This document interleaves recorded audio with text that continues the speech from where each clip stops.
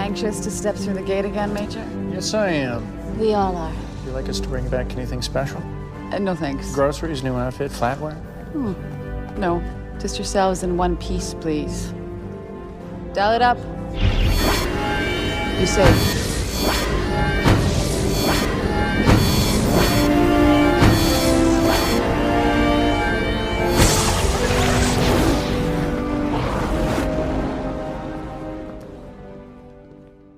Welcome to the Jumping Puddles podcast. Be sure to listen to us on Spotify, Apple Podcast, and or YouTube. And follow us at Jumping Puddles Podcast on Tumblr, Instagram, and Jumping Pud Pod on Twitter. With me are my fellow co-hosts, Tor, Ash, and Australian Sam. Hiya. Woo! Hey. So, today we have Poisoning the Well. The Atlantis expedition makes first contact with the Hoffins, who have developed a drug to prevent the Wraith from feeding on their food supply. Dr. Carson Beckett helps them perfect it, but discovers a few unforeseeable side effects. Ooh. That's a good description. Dun, dun, Really dun.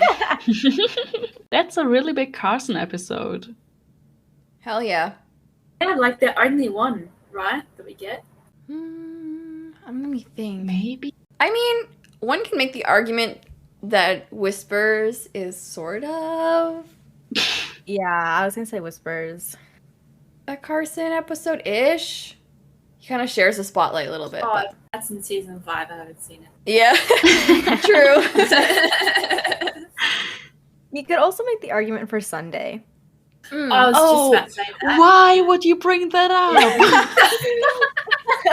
I'll put myself in timeout. Yeah. Oh no, I was just crying about Carson. Don't mind me. Yeah. I just thought it was funny that Carson got such a big episode and he's not even one of the main cast. True. Like before any of the main cast Yeah. really did. Well, besides Taylor. I know! Yeah. Funny too, because this is like his one big one, and they're like, yeah, never again. Sorry, bye. Like, wait, no. Develop. It's the episode before he starts agreeing with all the itchy... Yeah, I mean, Doing ever since we spoke stuff. about, like, evil scientist Carson, I'm like, I can't even look at him the same anymore. Like, what if he was evil the whole time? Well, but in this episode, he was still trying not to be so evil. He was still holding back. Yeah. I mean, he was not evil compared to the Hoffans. I find it super interesting how he's like, he mentions in particular that he took an oath, the Hippocratic oath, and the first thing is do no harm. And he was like, I intend to keep that oath. He does not keep that oath at all. Spoiler alert. And also he brings up the end justifying the means being a slippery slope in medicine, and that also is unfortunate. Like, the seeds are there, though. The seeds are planted that Carson is going to turn into an evil mad scientist. I think it might be just The arc he Pegasus, deserves. like it just beat him down. And being around John, Aw. war criminal, for so long. Damn. It's just... Well, I wrote down that Carson is the one that first bring up that they need to take the research to the next level. And I was like, hello? Mm-hmm. The seeds? Planted? Oh, yeah. That's true. Yeah, and Elizabeth even says to him, like, you know what you're asking for, right? Like, you're asking permission to do medical experiments on a prisoner of war. And he's like, yeah, basically. So, yeah, true. Very true. That's the thing, though. They can't exactly abide by the Geneva Convention because technically that's a rule for Earth, right? Like, there's nothing in there that states, like, oh, you should abide by it everywhere, even in other galaxies. So it's like, And on aliens. yeah. So, as terrible as it is, it's like, technically they're free to do whatever they like on prisoners, right? Ooh. Yeah, I guess they're really an Harley. island onto their own, like their own country, nation. Can we also just talk about how the Hoffins were like convinced the Wraith were not gonna do another culling for at least 50 years? And the whole Atlantis team was like, ooh, about that. That's where like this is the funniest reaction of where like Rodney's just glaring at John and John's like, ah, fuck, like yeah, that was my fault. And their little argument in the hallway where Rodney's like, you have to tell them, and John's like, well, if you want to do it so badly, you do it. You break their hearts, and it's just so funny. Why don't you tell Mom we broke the lamp? I'm not gonna. It was so incredible to me that the Hoffins worked on this drug for over 150 years. As a whole society, like everybody seemed to be agreeing with that. And I was like, wow, they really... First of all, how many people are on this planet? And do they really work together? All of them? Over this period of time? And I was like, how? Yeah, it was interesting to hear Carson comparing Earth to Hoff and basically being like, you know, we don't have the Wraith, but we fight each other. And as we saw at the end of the episode. Yeah, exactly. And then at the end of the episode, we see that they're really of one mind. Like all of the people. Which is a crazy difference. And maybe it is like the threat of, you know, the Wraith kind of forces them to work together and be of one thought. I don't know. We also see in this episode Shepard being defiant, I guess, against Elizabeth's wishes. Like, he volunteered their services to the Hoffins, not once, but twice, without her approval. It's like he's testing the waters to how much he can get away with without getting into trouble, like schoolboy John. Like, I love that comparison. You know, if she could smack him with a ruler, she would. Oh, she wanted that so bad. Yeah, like, what say does she have, really? Like, she's kind of being, she has to make a hard call in this episode to be like, yeah, it's okay to do this. And yeah, it's okay to test drugs on our prisoner and send this person to their potential death in the hopes of saving this galaxy. And I feel like, yeah, it wasn't exactly what she signed up for. You know, it's not the fun part of her job. That sucked too, because she's a negotiator, right? Like, she did like treaties for like the UN, right, or something like that. So it just must suck that like to come to this like new galaxy and then immediately get thrust into a war that you are one, not prepared for, two, have no idea how to deal with, and then your main military guy is like, hey, would you let us torture a dude? And like suddenly, like, you know, she's all about like negotiating, and there's just no way she can negotiate here. Or, I mean, she hasn't tried yet. But I mean, would that realistically go down well? I don't know. Well, John was already, like, having none of it in that scene. He was rolling his eyes when she was, like, taking her time to make a decision. Which, like, chill, bro. Take 2 seconds after making a decision to take action. Also, he's not responsible in the end because it's her call. So I think it's easier for him to speak his mind and make his decision based on his maybe military mind.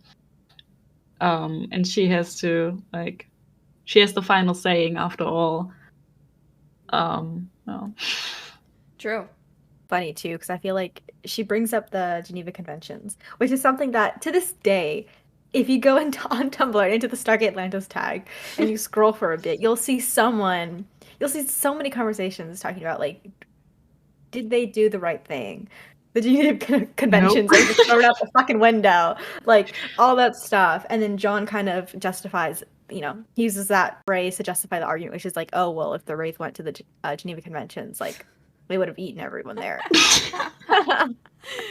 Such an idiot. Oh my God. So interesting that he went there. Also, what were they doing with the Wraith prisoner? Like, he said that he was going to die anyway because he was going to starve. But is that okay? Like, letting him starve is No. okay, but like, what's going on there? Isn't it okay to let the Wraith starve though? Because like the only way for them to not starve is by taking the life out of a human being. And I mean, like, that's not okay, right? Like, True. And they did try True. alternatives.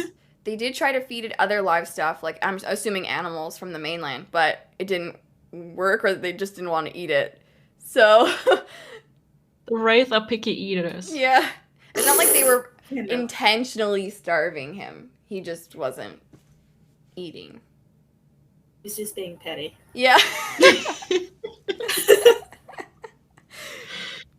Which raises the question, can Wraith eat animals? Like, you know how vampires can, like, subsist off of animal blood?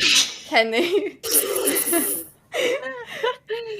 Can they, like, use farm animals and they just don't taste as good? Like, what is the... Sorry, I'm just the way that you talk about vampires and Wraith, like, you're completely... They exist, like, obviously. And that's what they do. Pretty sure there's some vampire Wraith fans out there somewhere. Oh, definitely. I mean, it's a great question. But it also raises another point about Shepard. I joke like he's a war criminal and this and that, but he actually had sympathy for Steve when they had, you know, fed the sick person to Steve, and the sick person lived, and then Steve was getting sick. And Shepard actually, like, in that scene, I think he feels sympathy for Steve because he's like, oh, don't worry, we're gonna get you help. So it was a weird, sudden turn from him being like, I don't pity the prisoner. Literally, he says those words to Elizabeth in the meeting, and then all of a sudden, pitying him. And I don't know if it was because he saw in that moment, like, the creature was suffering, and so he was like, oh, I don't like that. Or what was going on in his head. I just thought it was a weird character moment. I feel like part of me thinks that like he's kind of like putting up a front or something. Just because I wrote it down, he has like a pep in his step throughout this entire episode until like the end when shit goes down. But I feel like he's so like, aha, like we're gonna come in here, you know, like we're good guys, we're gonna do this, haha, jokey jokey. And then by the end he's like pissed, he's like furious. He's like, the Hoffmans did what? But it's just such a stark contrast to, like, again, I mean, season 5 is depressing as a fucking whole. But, like, look at like, season 4 John, you know? John would never... He's so cavalier, I feel like, because he's so jokey and, like, I'm, like, the big, like, you know, typical, like, action hero. I'm gonna say something snarky. And then, like, season 4, it's, like, depression. Like, he's not, you know, like... He's not as like he's not like skipping to each planet. He's like, ah, shit. You know, again, talking about how Tor brought it up earlier, like just getting beat down by the Pegasus Galaxy. Both Carson and John are just like completely smacked down. Damn. I think maybe the reason why John might feel sympathy or whatever for the Wraith at last is because they weren't planning on poisoning the Wraith. And maybe it's something they hadn't foreseen, and maybe in some part felt bad for that. Because, I mean, they lied to him in the first place. They didn't tell him that this guy had an immunity against the Wraith. Right. By the way, this episode is not a good episode to watch during a pandemic. No. Oh, no. I felt like... You brought up a great point. Because I think, you know, John would be okay watching the Wraith starve if it was because of the Wraith's own volition. And because obviously he's not going to feed a person to the Wraith just to keep it alive for no other reason. But to actively have a hand in, like, the death, when it's not fighting back, yeah, I can see him having a problem with that, for sure. Like he's putting maybe like a front kind of thing. I know the Wraith kind of mentions like, oh, like you all, like I sense everyone's fear, like lie. And so I feel like that could be John trying to just be like the whole time just trying to like keep up morale and be like, hey guys, look, like I'm naming the Wraith Steve because it's fun. Like not that him and his entire race are gonna fucking kill us and eat us. Like woo! And then when like the Wraith is poisoned, he's like, oh wait, shit. Like shit gets real. So I think that could also be an aspect of it where I definitely think he felt like some sort of sympathy, but I think it's also like, oh fuck, if this hurts them, like we are all going to die. And so I think it, you know, he flips that switch and then he like rages for the rest of the episode. True. It was funny how Steve was like rolling his eyes and huffing at Shepard's snappy comebacks. He was just really overall annoyed by his attitude. It was really fun to see that. Humans don't talk shit like this. Special brand of Earth humans. Brings me to a nice point. I thought it was so interesting to see how different the Hoffmans think about the Wraith in comparison to like the Athosians. Because the Hoffmans, they have this goal, they want to fight, they want to overcome the Wraith by with knowledge, with this vaccine or something. And I thought it was really interesting to see Taylor in this episode, even though she didn't have a lot to say, but she was always like, yeah, but aren't you afraid that the Wraith are going to come and that they are going to destroy you and that they are going to notice your and he was like, oh no, we're gonna beat them. And I thought it was really interesting that in the Pegasus galaxy, not all people are the same, not all planets handle the Wraith the same way.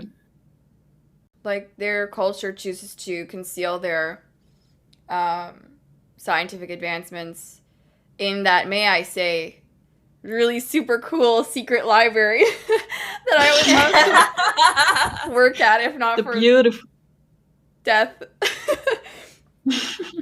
Season 1 of Atlantis had 3 hours to their name, and it's okay. We respect it.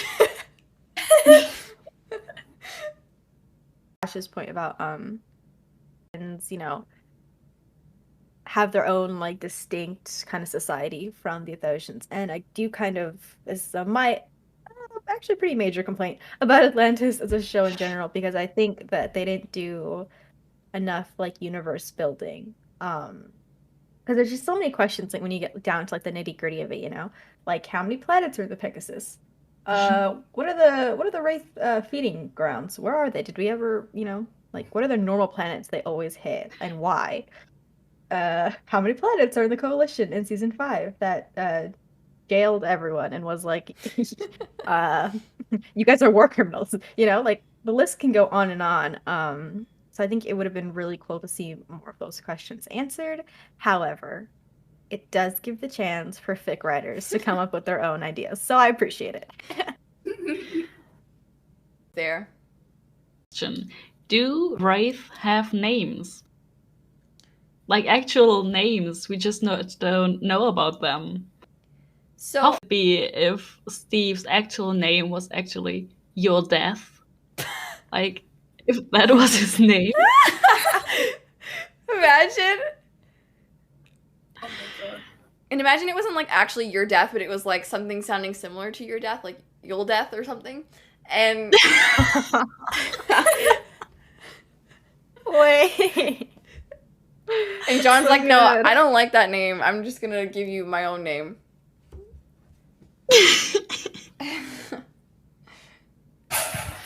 AKA a list of John Shepard's ex-boyfriends. That's on that list. His name is Steve.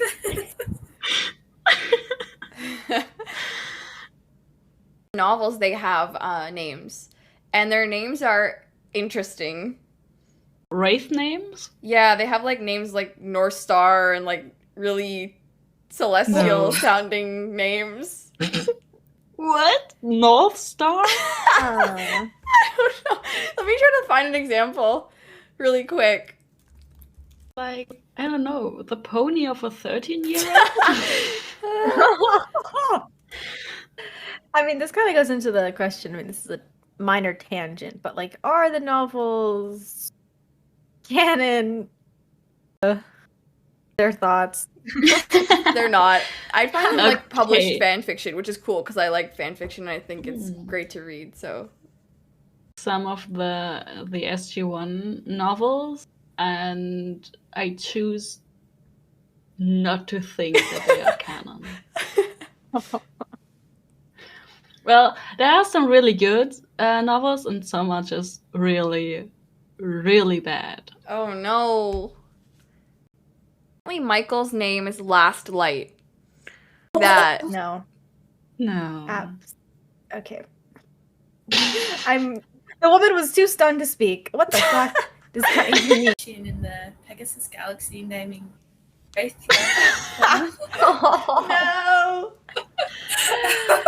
no. So I also prefer Steve. At this point. Like Steve. Sorry, okay, we're done. But I'm just like, who gave him that fucking name? Like, I feel like, okay, for Michael, he's a dumbass. I think he would kind of be like, guys, that name sounds cool. What was his like? Michael's that type of like wraith, that type of guy. He'd be like, guys, I think Last Light or whatever the fuck sounds really cool, and all the wraiths are like, we're not fucking calling you that. But like, everyone else though. Where was the correlation? Why are they like sky obsessed? Like, wouldn't they be like more like aquatic sounding, like bug sounding? Anyways, I made up the North Star one. I don't know. That's just what, because Last Light, North Star. yeah, like, what is their obsession? When were they obsessed with stars? I didn't know they were like astrology bitches. I didn't know. Interestingly, Todd is called Guide. Like, that's his name. Okay. Oh, Um, I knew that for some reason. interesting names they choose for themselves. It's very MSN screen name in the early 2000s when emo was big. So if they all had these Latin sounding names, and they were all just like names that we use for like bugs and insects and stuff. That would have been cool. Makes sense. I dig that. Like the whole like bug and like Latin, because like the ancients and stuff, like different language. But like when you pull out stuff like guide, huh? So fucking Whatever. That one is no. real. Unfortunately. We should talk a bit about Perna. I think, oh my god, her introduction was kind of like The guys are like drooling. oh yeah, exactly. All the guys were like, "Oh wow, a pretty scientist, never seen before or something." And I was like, "Guys, no, stop, please." It was funny that she didn't know what a handshake was. Like Rodney was trying to shake her hand, and she was like confused, and I was like, "Yes, there are people on other planets who don't do handshakes. Thank God." I wish I lived there. Not really, but for that custom. I just want to talk about her because I like her character somehow. And in the beginning, and then as you learn a bit more about her and how she, or about the Hoffmans in general, I think it's a bit more ambiguous. But I have sympathy for her when she dies in the end. I mean, I see a little bit of Rodney and her in terms of where kind of life to this project, and it's very important for her to continue on the work of the doctors before her. Vain that it ended the way it did for her. because it was so nice to see her getting so excited about, Carson's medical technology and stuff. Yeah. And you could tell she was really passionate about what, despite, maybe not being the most ethical about it. Yeah, but that counts for all the Hoffens, Yeah, exactly. all the scientists. I don't really have anything to say about her. Like, I think she was a cool character, but any major attachment. And then I was gonna save this for like the sort of section, but I'll just say now because it kind of relates. But she basically that actress plays the same exact character in SG-1. Oh, really? What episode? Yeah, it's the episode The Cure. AK, which is again an episode kind of based off of, or an episode that inspired this episode as well. And that's the ep where SG-1 discover that, which is like the miracle drug to cure all ailments, is actually made of gold symbiotes. Oh yeah. Plays the exact same like her, and she's involved with the medicine, and she also develops an attraction to one of the main characters. That one was Jonas Quinn. This one's Beckett. So I don't know. I feel like that was just kind of distracting because I was like, I've seen you do this before. I mean, yeah, if they were going to bring her back as a guest star, they should have given her something different to do. It is the exact same, like, not even exactly. The fact that she, like, she kisses Jonas at the end of the episode, or, and, like, she's, like, with Carson in this episode. And the whole thing, again, about, like, the science and, like, ooh, there's, like, a cool drug, but oh no, it's suddenly evil. Like, wow. They were not straying too far. No brains are broken here. I get that. I guess I didn't feel quite as strongly about that because I remember that SG-1 episode, but also it's been a long time since I last watched it. So, and her character in this episode kind of stood out to me a bit more than in the other one. Less distracted. That she dies and that Carson is sad. Yeah. I wrote down that I wish we could have seen how Carson dealt with this event because I think he would have felt so guilty like for weeks. And you'd think that he'd be like, okay, I'm done. Like I took one step too far, or like let me like scale it back. But they just like never really bring it up again, I think. And then he just uses the drug to turn it into the wraith, like the wraith like they have. Yeah, do they? Almost positive. Didn't they bring it? Like they mentioned that they use the Hoffman's like research or something. I'm sure they do. I'm sure you're right. I just can't remember now. Well, maybe I'm wrong, but if I'm not wrong, then I just think that like it's just so interesting because been a lot more guilty maybe, and then I think if he did feel that guilt, he might not have used that research again. But I mean, if it seems like he did, so he was like, fuck it, we're going straight supervillain. Yeah, you bring up an interesting point. Like, instead of putting on the brake, he kind of slammed his foot on the accelerator. After that one choice he made in the beginning, to test on the Wraith. After that choice, he was like, no, let's slow down, because he was seeing, how this would be unethical. Like, when they wanted to disseminate the drug throughout the population, and they had only done the one test on the one prisoner, he was like, one test isn't enough. Remember, one test isn't enough when we tested the thing with Michael, and then we just did a bunch of whole race ship. But anyway, yeah, so then he just completely 180s it after this episode, which is, you're right, it is interesting. Maybe this episode just traumatized him so much that he, afterwards, he just thought, oh, fuck it. Yeah, he was like, screw it. Nothing matters anymore, just fuck around and... It would have been so interesting though if we got to like see like if they explore that, kind of see him like become jaded after this episode and kind of turn to like working in secret and like trying to perfect that serum and being like, I'll get my revenge. Having like these shots of him in the basement and creepy Yes. stuff around him. All these potions bubbling. Yes, exactly. Green ooze. Oh yeah. I feel like we barely let you talk. Sorry, please. No, that's okay. That's all good. You all said some really good points. Gonna obsessed the Hoffmans were like by perfecting the drug, and how like they're willing to sacrifice themselves, like other people, to test how much it works, and how they saw it as like honoring their forefathers who'd like sacrificed so much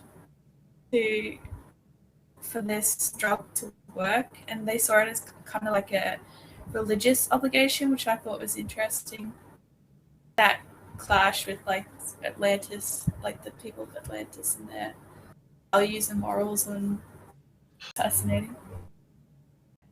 I think that was my favorite point of the whole episode. Seeing John's anger and reaction to a whole idea where the Hoffman leader is willing to sacrifice his people, either giving them this drug that's going to kill half of them, or giving them this drug that's going to kill Wraith, and the Wraith are going to come and destroy them for the betterment of the galaxy as a whole, because he thinks, some of them will escape and then spread the knowledge, or some of them will survive the drug and then continue to spread the knowledge of the drug to protect the rest of the galaxy from the Wraith. As many Wraith as they can. Either one. Whereas John's sense of right and wrong is kind of polar opposite from his whole thing, which is do what's right for your people, for the people that are closest to you, that you love, even if, chances and of them dying is pretty high.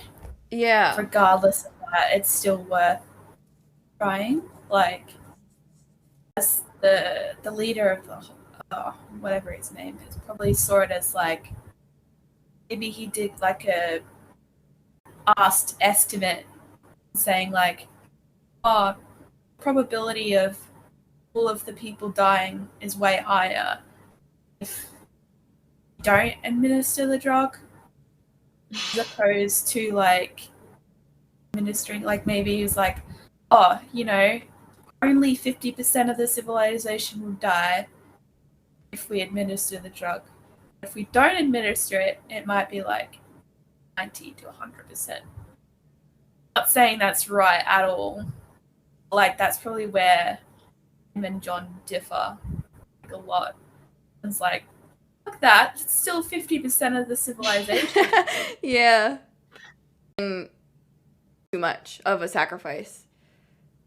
And I also found it interesting that, John was very adamant about the vote, because he thought that the vote would show, like, people not wanting to take the drug. It was funny that vast majority of the Hoffmans voted for yes to continue to use it despite knowing the whole story. And I feel like John in that position, I don't know if he would go with the majority rules. I feel like... No, he'd be like, fuck it, you're all wrong. Yeah, exactly. Like the coin toss. Yeah. Like coin tossing. Isn't that kind of like toxic of him, like, in a way? Like, it's obviously doing it based off his morals, and it's, it's commendable. But, like, if the majority rules, like, he can't really They'd dictate and be like, "No, fuck that. We're doing what I say." Not That would have been a great episode. I feel like he doesn't trust people to know better than him.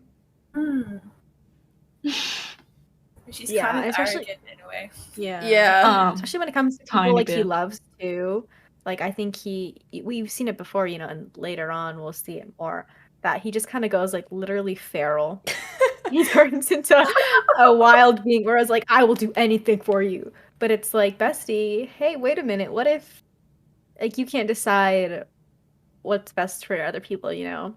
Like I know you love them, but I think you got to slow your roll. And so I think he's that thing, what you mentioned, Sam, that like maybe if they had an episode like that where like something happened where he was gonna have to let go and he just can't, because I don't think he can really Forced to choose. Oof. be able to live with himself. Oh god. poor man. Why I found the Wraith scene funny or interesting. Because the Wraith goes to Shepard, "Oh, you would never sacrifice one of your own kind for my information."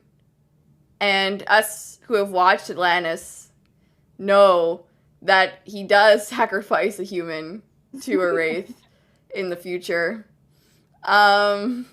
So yeah, I just thought that line was interesting, unintentional foreshadowing for Miller's Crossing. Oh, Oh. hello. Yeah. Wow. Okay. After he's lost both Carson and Elizabeth. Yeah. And I think by that point he's like already been pushed over the edge and he's like, I'm not losing someone else, you know?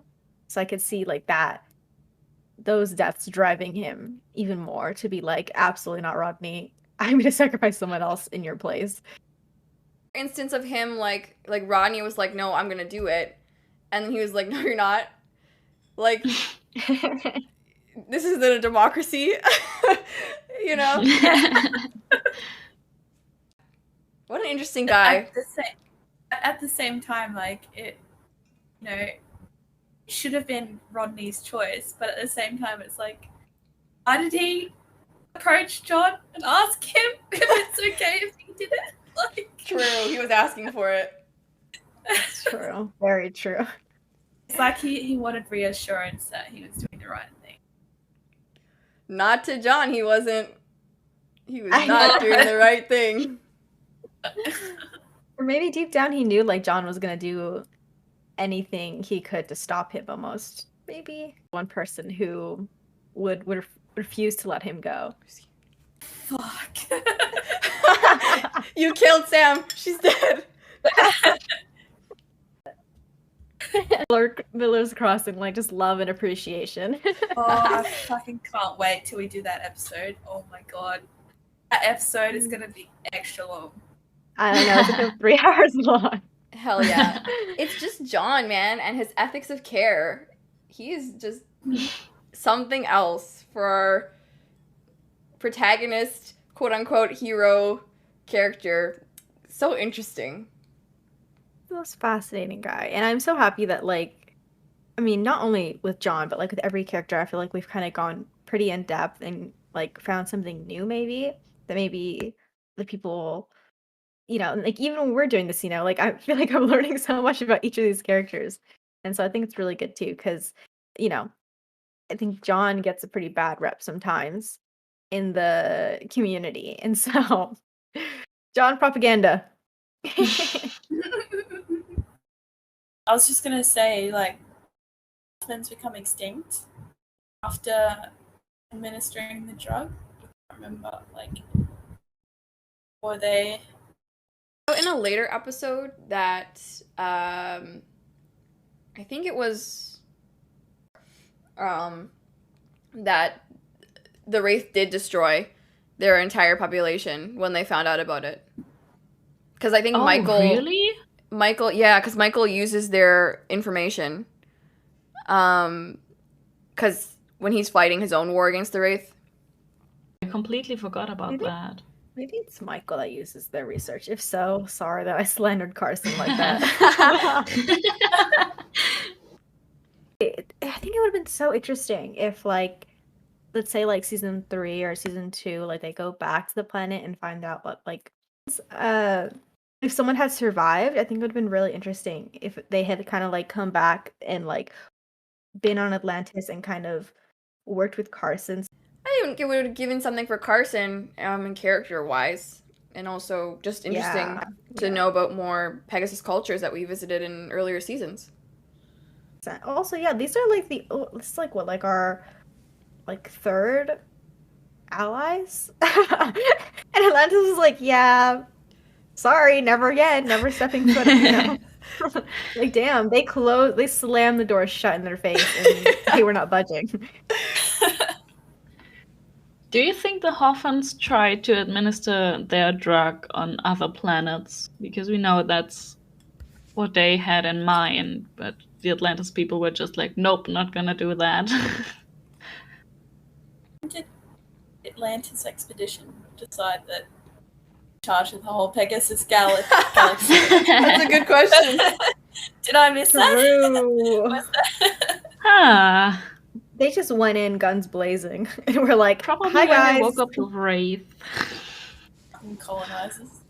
Yeah. For real.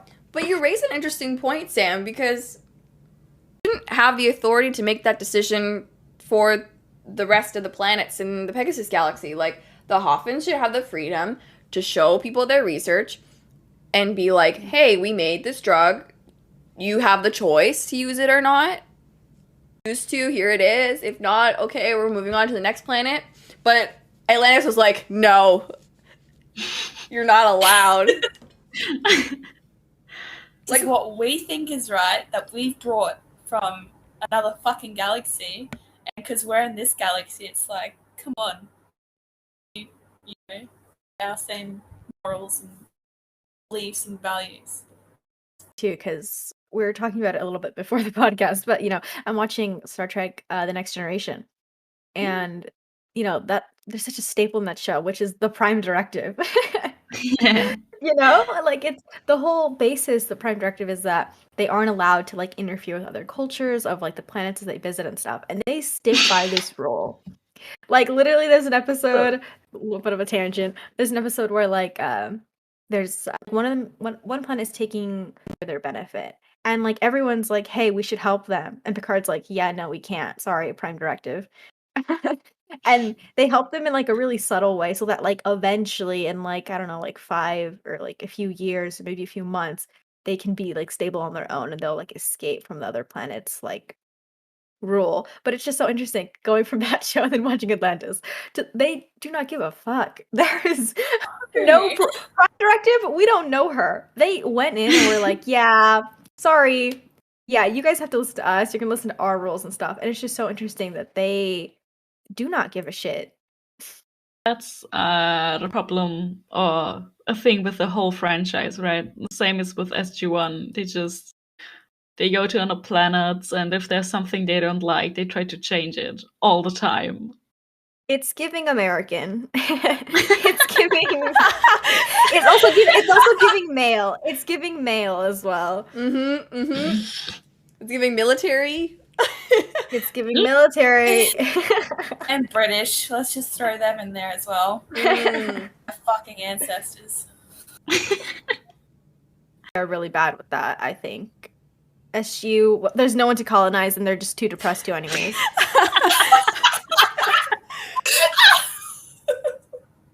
They're just too depressed to anyway.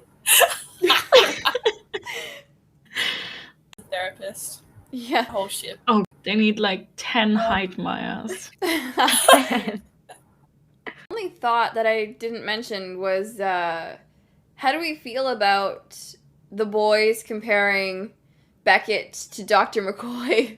Yes, thank you for bringing that up. Nerd alert.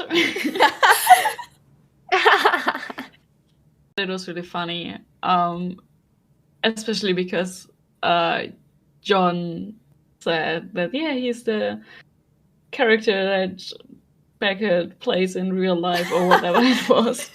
I was like, hey, nerd! And I mean, there are these scenes with McCoy where he hates going through the transporter, and it was basically the same with Carson going through the Stargate. So I think it was kind of fitting in this. I don't remember them not liking the Stargate. I was like, wait, is this like a character trait that I just completely skipped over? I think it's only mentioned in this episode. Okay. He says like, "Oh, it's not like Demolecularized. Yes, Yes. thank you. That's what I thought, and that's why I was kind of like, it's interesting because I don't know if I agree with the McCoy comparison because again, this is the only time they mention that like Carson doesn't like the Stargate, and I wrote down, I was like, if anyone gives off Bones energy, I think it's Rodney. yeah, definitely, Rodney gives off absolutely. major Bones energy. Like he is like, because Bones is like fucking tired of this shit all the time, and like Rodney is just yelling all the fucking time, and he is not having anyone's BS. And Bones is also a mean girl. Rodney's a mean girl. Like It works. Yeah, and I feel like Beckett kind of grows out of his fears a little bit as the series progresses. Like he's not scared to go through the gate after. He's scared of the jumper always to fly it himself, and the chair. And the chair. Yeah, that chair. Oh my gosh. But yeah, when he goes off world, at least in season 2, I feel like he's like a veteran almost compared to Zelenka, I guess. Oh, yeah. Zelenka. Oh, I can't wait to see more Zelenka. Soon. Yeah. Honestly, can I say something? Like, I actually prefer Zelenka so much more than I do Carson. Whoa. I just want to say that. I don't Controversial. know why, but no, I agree. Carson just kind of annoys me. I don't know why. Really put my finger. Oh, whoa! No, I'm kidding. These are not all the views of the Jumping Puddles podcast. No, I'm kidding. That's my personal. Yeah, I don't know. I like Carson. I just think that like I think unfortunately he just doesn't get like a great like character to work with. And I think the reason why people love him so much is because of the actor, which I think is great because I think he does a great job. But I just wish they had given him kind of more, you know? And so that's why I get why you prefer Zelenka, because I also think I prefer Zelenka just because there's just more to him, I think. I was also going to say, just kind of rounding out all these notes, just the observation I noticed. This is like the first big episodes we get of like quote unquote one of the Atlantis members kind of like romancing a quote unquote alien. But I realized Taylor never got one of those episodes. I wonder why. Ooh, interesting. I think it's because the writers didn't care about her. However, I still think it's a win because they didn't objectify her like that. So thank you. True. Unintentionally, thank you. Fair. Look what they did to Sam on SG1. Goddamn. Oh god, yeah.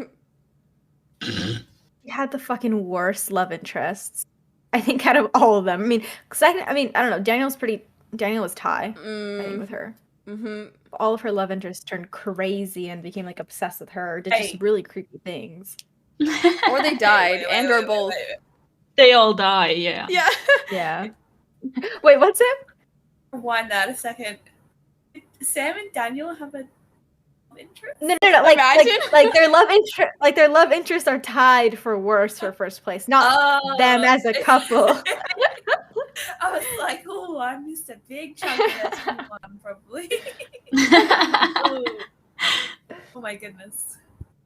I mean, really quick, I wanted to say that I wish the scene where John and Taylor go talk to the leader of the Hoffins was cool, but I just wish, again, like they would have utilized Elizabeth more. Yeah. Agreed. I wholeheartedly agree. Her whole job is like she's there to lead and negotiate treaties. Like that's her expertise, and they didn't use her at all. I mean, like, she gave an order, but she was on Atlantis. Like, it sucks that she didn't get to go off-world. I think it's annoying too because I think you said it or someone else said it in our circle that their aim for Elizabeth's character was going to be similar to Hammond G1. Mm-hmm. That she was going to like remain at the base at like the whole time. But I think that's like a huge mistake. One of their biggest mistakes. It's like just trying to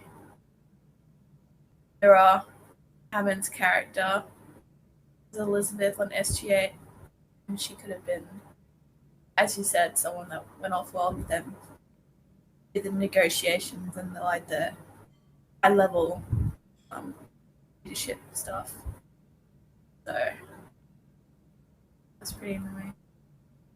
Yeah, the problem with that is that she's a civilian and the team is still military under John, and he's just not a negotiator. He Not at all. So she couldn't be like Hammond. It's just, it doesn't work because it's a completely different structure. And yeah, they totally underutilized her. I wrote down and how this is really the team's like first step into the dark side. Come to the dark side. Yeah, this is their first like We have cookies. war crime, I guess you could say. But was it their fault? Well, Oh, wait, with the Wraith. Yeah, Yeah. okay, sorry, I forgot about that. I thought about administering the drug. No, yeah, no, I get you. Yeah. It wasn't entirely, but they definitely played a part. I feel like the Hoffins probably wouldn't have even been able to develop their drug in time because they were thinking like, oh yeah, we have 50 years, and then these dumbasses over here woke the Wraith. Yeah. Plus, Carson really helped with creating like a like the drug, basically, right? Yeah, like how to recreate the drug. Yeah, and also we gave them a live like person they could use to experiment on. Like, no, Atlantis. Yeah, no. Yeah, agree. We should do like a list. Actually, please. Count the time, count their war crimes. And we'll summarize it at every season finale. Oh my gosh, and it just gets longer and longer. All right, we're gonna do that. Everyone, we're gonna write them down. We have to write a few down because this episode, they did a lot in this episode. They were doing the most. And the last thing I have is just more of a funny little thing. But I wrote down this is Atlantis' second loss so far. Like in the grand scheme of things, like, last episode they couldn't get the ZPM, and it was basically for nothing. This episode they walked away having committed several war crimes. Atlantis is down 2 points. Or Atlantis 2, Pegasus Galaxy like a million. Yeah, and that trend is gonna continue. People joke online that Atlantis is failure porn. I feel like I've mentioned this already on this podcast. And it is. It's like nothing goes right. Everything goes wrong. Oh gosh. Yeah. But I personally love that. Oh yeah. It's just, I feel like it kind of depicts real life quite well because 90% of the time everything just fucking doesn't go to plan. So why would it be any different in another galaxy, fucking millions of light years away? I think the risk would be 100% worse. Totally. And it gives the characters something to do. And it gives them depth. It gives them oomph, to have flaws and to make mistakes and to be in this situation where they have this responsibility and they don't always make the right choice. It's great. Oh, it's just the flavor. It's so good. Yeah, it makes it real. It makes them like feel like real people because they're not like these perfect, people that we can kind of like look up and see as role models. Like they have good qualities, but they Yeah, don't always like- make the right choices. Irrespective of the fact that they chose like the smartest and brightest of like the world could offer from like all corners of the world, can still fuck up. Like, you know. The best and brightest are not enough for the Pegasus Galaxy. Oh No. no. The best and brightest, and they fucked up the entire galaxy in less than 5 years. Basically on day 1. Yeah. So it's not that bad actually, but it's just very different. So in German it's actually deadly defense. Ooh, I kind of like that. Ooh, Wait. The alliteration. Yeah, and in French it's just serum. Ooh. Oh. That one's less cool. Sorry. Yeah, no, those were just the two that this time stood out. That's it. No, I mean Deadly Defense, and I can't tell which one I like more, Deadly Defense or Poisoning the Well. Both are bangers, bro. Both sound like a metal band name. I like it a lot. Very appropriate for an episode featuring goth space vampires. Called Death. With your death. Oh, attract- Hope we don't attract any Empire/Wraith stands to this. hold on. We Podcast. have against vampire stands, though. We have against vampire stands. I'm sorry. Uh-oh. I mean, oh, Tor, you've watched the Vampire Diaries. Are you not like a vampire stan? I am certain vampire stands. Collectively, they're all right. Certain ones are pretty good though. Yeah. Don't lump in Wraith and vampire together. That's two different things. Yeah, that's fair. At least a vampire. Well, hey, he doesn't have a hand pussy, so the vampire wins. And there it I is. was wondering if you were going to say that. Oh my god. Oh. It's too early in the morning to hear that. Okay, Ash, go ahead with the Bechtel test. Oh yeah. On that note, Please. Okay.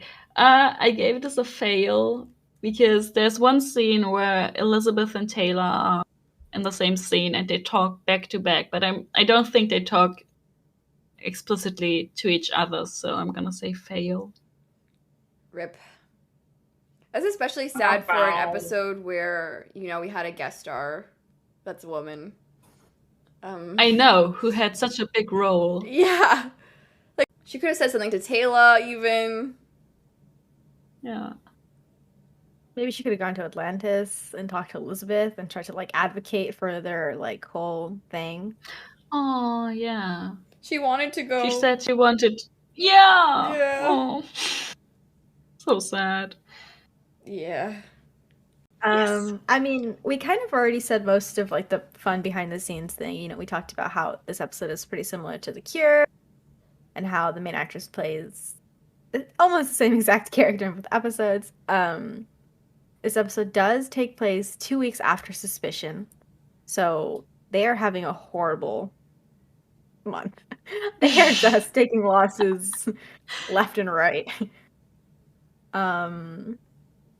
Beckett is compared to Bones, and then something interesting was that the Hoffman scenes were actually shot in a disused wing of the Riverview Sanatorium in British Columbia. Ooh. Ooh. Interesting. That's cool because I did And like I the love set. the location setting. Yeah. Yeah. It was awesome. Oh, can I say a quick thing about that? Hell yeah. I think so my friend Robin, who I was watching this with the first time, was wondering if it's the same setting as in Satida, like the hospital in Satida. And I think it is, Ooh. because I think this episode Satida is also shot in whatever you just said. I already forgot the name. British Columbia. Yeah. Like For no, the- in the same like hospital. Oh, the or- sanatorium. Yeah, the review Yeah, exactly. sanatorium. Let's see. Yeah. Let's see. Give me 3 seconds. Let me see if I can pull it up. Yeah, I think it was. I think it was actually the same. Good catch, honestly. Yeah, I Yeah, wouldn't nice have eye. noticed. I think it listed that they also use it for. Maybe this could be wrong though, but they also use it for the Janai lab. I'm Hmm. not sure if that's entirely correct. Janai Lab. Um, I could see that. oh wow, they used a small amusement park for irresponsible. Ooh, What? I didn't know That's that. kind of cool. Wait, let me send you guys the little map.org thing. This is cool. That's Okay, awesome. anyway. Where is that? I want to go. Yeah, we have to go. Anyways. Last thoughts, last call. I feel like we said everything. I feel like I always start with those things. But I can go ahead. So I like this episode. I think it's a good episode. Because it brings a bit more what you said earlier about world building, or world building in the Pegasus Galaxy. I think it brings a bit more to that, showing more of like different societies other than the Athosians or some we have seen so far. And I wouldn't say it's a comfort episode because much evil scientist stuff happening. And I also think it brings up some interesting ethical questions and dilemmas. But I think it's a good episode. You can say if you don't like it. No, actually, I'm gonna agree and say, not that it's a forgettable or was a forgettable episode for me. But before I was like, oh yeah, Carson centric episode, cool, and move on. But now the opportunity to watch and really pay attention. I really enjoyed the episode for what it says about Atlantis' ethics, how Earth people see things compared to different cultures in the Pegasus Galaxy, how different Pegasus Galaxy cultures deal with the Wraith. It's always interesting to see different off-world people. And it was super interesting in terms of, for me, John's character moments, to see where he lies on the ethics scale in different challenging situations in this episode. So yeah, I really like it. I don't have anything intelligent about if I liked the episode or didn't like the episode. So I'm just gonna go and casually say that I wasn't the biggest fan, and that's mostly due to the fact that it was set in one place and it's just boring. Sorry. Like, I found the ethics part of it interesting, and the drug that they were going to make. Other than that, there's all the aliens. Real aliens, not humanoids. Like, True. I need more practical effects. Yeah, that's actually so valid. That's a big problem in Atlantis.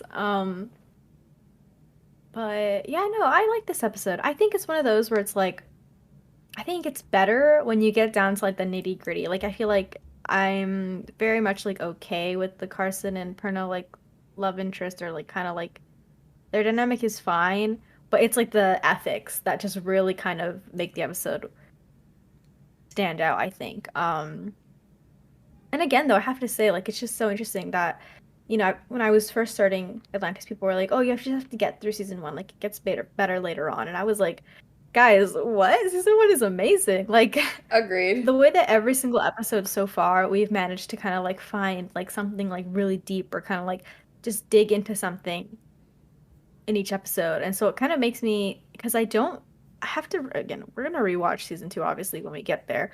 But I don't remember liking it as much as season 1, and I think the show kind of loses a lot of its maybe like ethics or sense of tension after season 1. So far I've just been really enjoying how every episode is like super. The tension is so good, and just like we're learning about these characters, about this world. Everything is new and fresh, and the ethics are slowly being brought in to like, and we're seeing what the Atlantis crew, is gonna end up doing to this galaxy.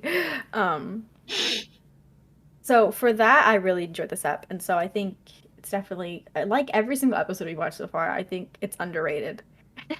I think people tend to overlook it. Yeah, agreed. I think you put it perfectly. Thank you. Yeah. Wow. That was long. I think we did it. Final thoughts, final words. Say now if you ever hold your peace. Alrighty. Well, I do wish we could have gotten a little bit more of Rodney. I feel like he would have been really pissed with John. Yep. He would have been up there screaming. I'm surprised he didn't. But that is it for this episode of the Jumping Puddles podcast. Be sure to tune in next week for our talk on Underground with the Janai. Ooh. Exciting. Get to hear all our thoughts on that, and be sure to catch up on previous episodes and check us out on social media. It's all gonna be in the description. I don't want to read that out again. And let us know any feedback. Feel free to DM us on Twitter or Instagram or Tumblr, or whatever site you find us on, or email us at thejumpingpuddlespod@gmail.com. So you can hear your feedback, and we would love to see what you guys think. We'd love to, even if you disagree with us, it's okay. We're down. Yeah, we want to hear it. Totally. Yeah, we want to hear it. All right, you clowns, listen up. I don't often get a chance to say this, so savor it. Good work, boys and girls. Let's go home.